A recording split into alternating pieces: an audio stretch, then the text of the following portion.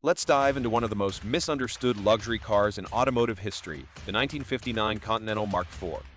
Yep, that's right, it's the Mark IV, marking the end of the Continental Division from Ford Motor Company.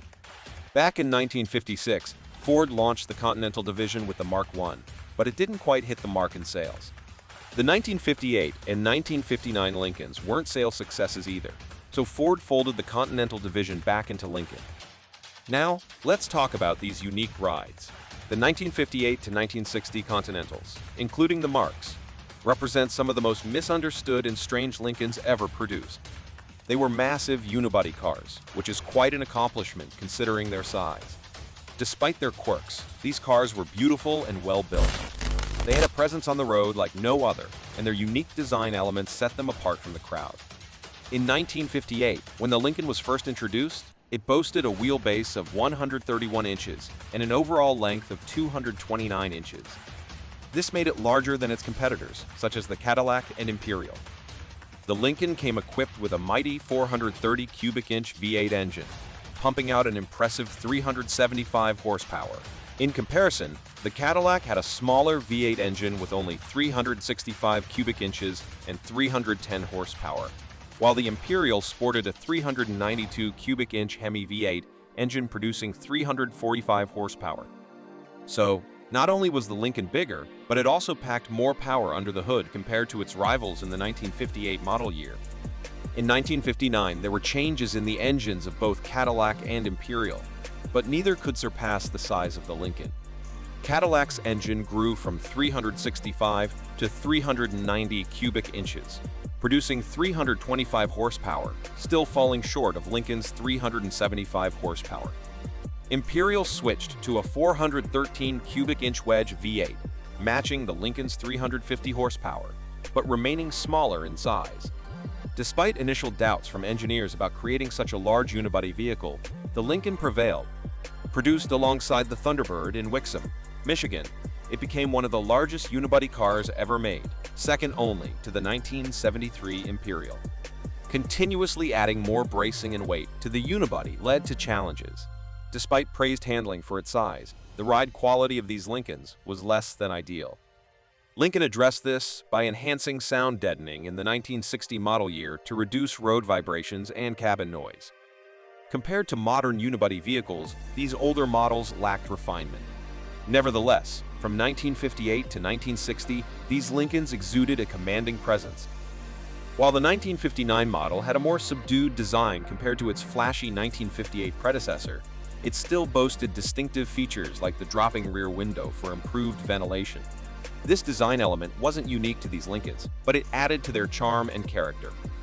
Other concept cars, like the Packard Predictor from 1956, also featured a dropping rear window, similar to the Continental.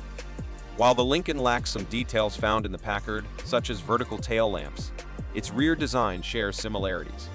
The roofline, with its overhang above the rear window, is notably reminiscent of the Packard Predictor's design. Beyond aesthetics, certain Lincoln models offered additional features like the directed power differential. Cars equipped with this feature displayed a badge on the rear, near the fuel filler door. This highlighted the advanced technology of the car, making it stand out from other vehicles of its time.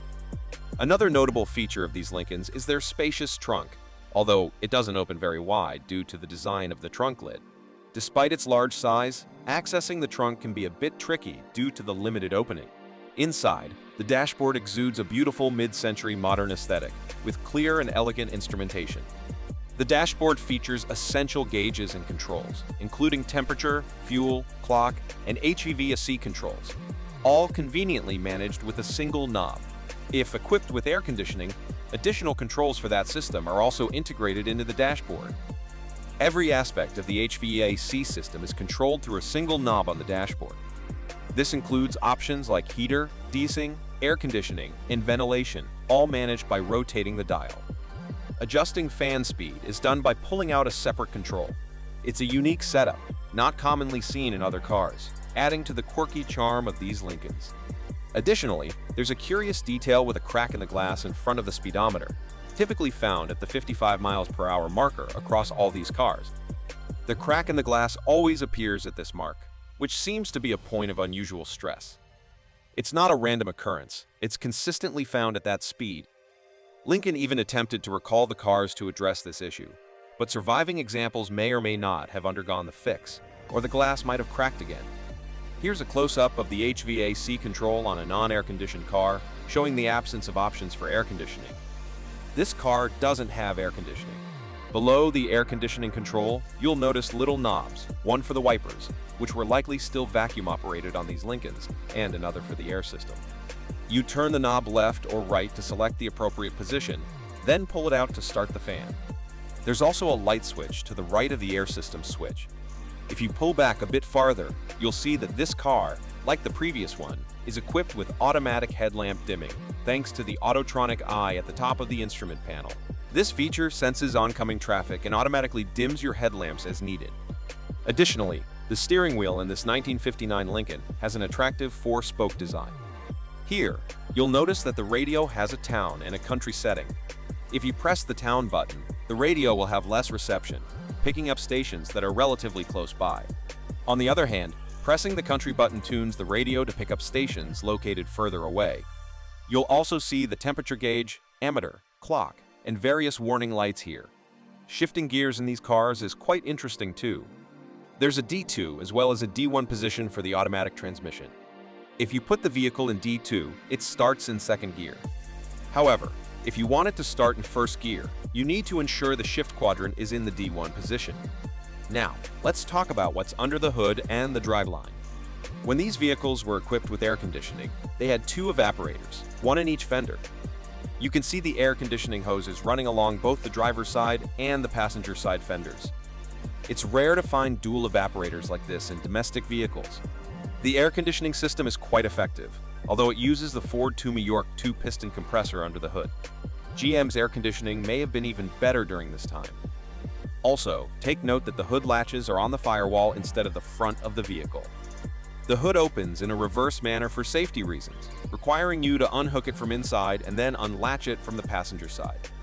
It's a bit of an unusual setup, but that's what Lincoln had at the time. You can also see the fuel pump near the radiator in the fan stream, which helps cool it and minimize vapor lock. From the driver's side, you'll notice that this owner has upgraded the brake system to have a dual-chamber master cylinder. Originally, it would have had a single-chamber master cylinder and a TEDAC setup, which is now likely hard to find parts for.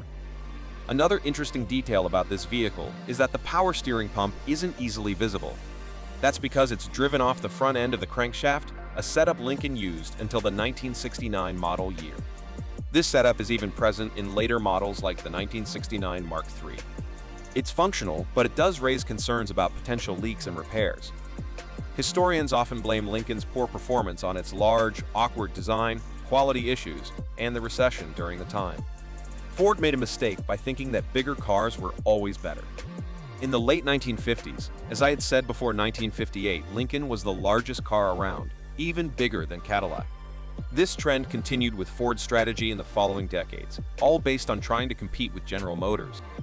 The design of the 1958 Lincoln, with its squared-off shape and flashy details, didn't resonate well with customers who preferred the cleaner designs of previous models. Despite criticisms, the 1958 to 1960 Continental sold better than other Lincoln models, making up a significant portion of almost 43% of total production, which is very low for a well-known production company as Ford.